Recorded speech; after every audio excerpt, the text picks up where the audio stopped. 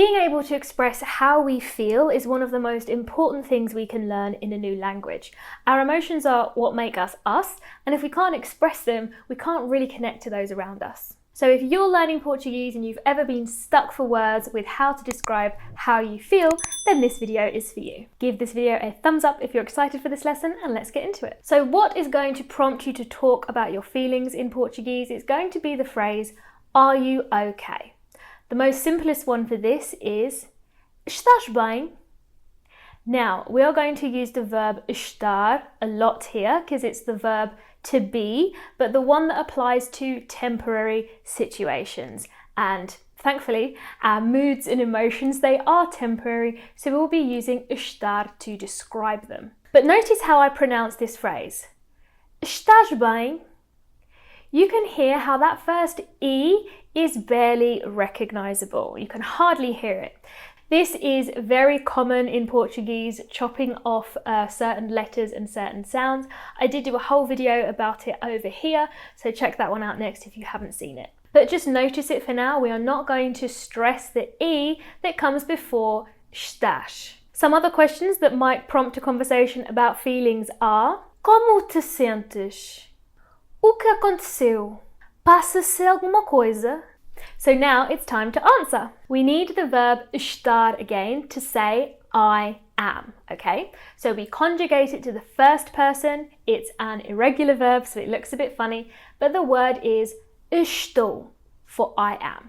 Again, notice how we don't stress that E. You might actually even hear people say this as simply tô, but that's quite informal, so let's stick to the whole word here. So now we just need to add a mood or an emotion.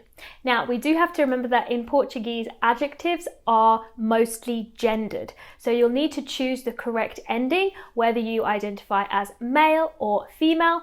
I'll be using the female ones for these because that's how I identify, but I will also put the masculine on the screen, and we will also cover some gender neutral adjectives that do not change. I plan to do another video on gender neutral language in the future because it's evolving a lot right now and I know it's something important to talk about. So let's take the first example. Estou chateada. I am annoyed. The feminine ends in an A, but the masculine would end in an O. Estou chateado. An example of a gender neutral adjective would be estou triste. Ready for the rest? Repeat after me. Estou embaixo.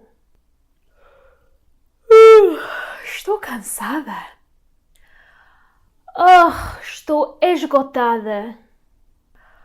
Estou furiosa. Estou aborrecida. Estou transtornada.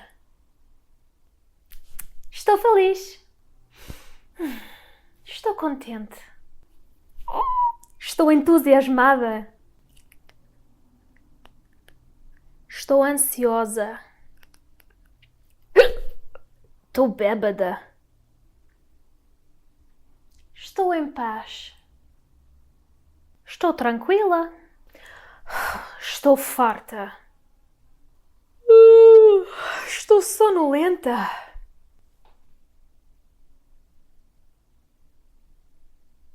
Estou nervosa. Estou esfomeada. So here's my question. Como te sentes?